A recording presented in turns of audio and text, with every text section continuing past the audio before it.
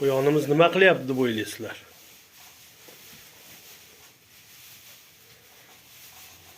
Ko'ringlarchi mana.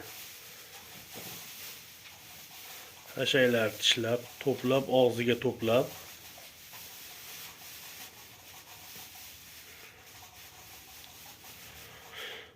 Tug'ishga yaqin quyonlar hashak toshiydi.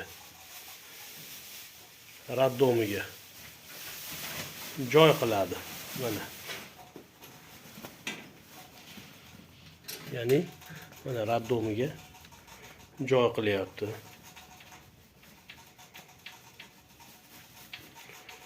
Hurmatli yangi quyonchilar, tug'ishdan 2-3 kun oldin, 3-4 kun oldin hashay toshib qo'yasizlar. Shunday qilib raddomiga joyni qiladi quyonlar.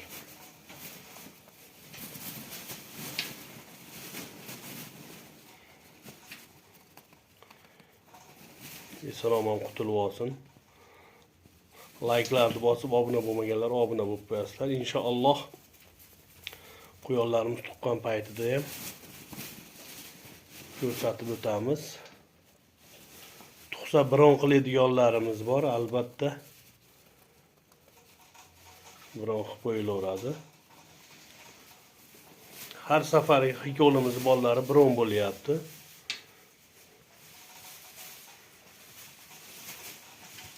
Mana joylari. Bu yerda o'tamiz mana.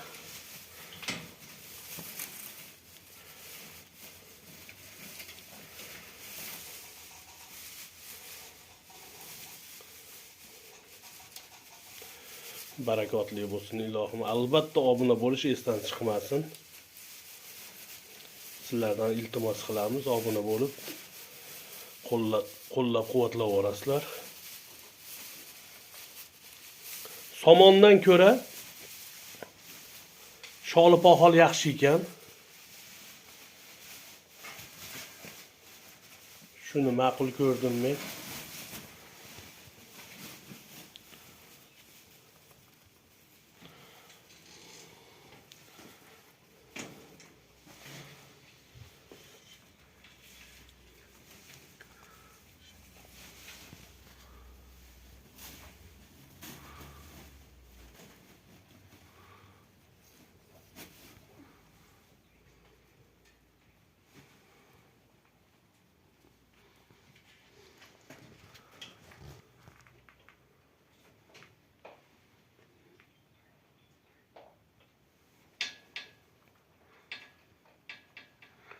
Juda chiroyli.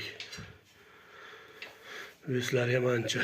Inshaalloh yaqin kunlarda tug'ib beradi.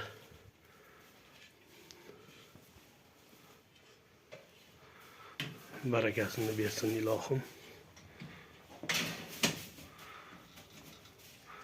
Hammaga rahmat, sog' bo'linglar, salomat bo'linglar.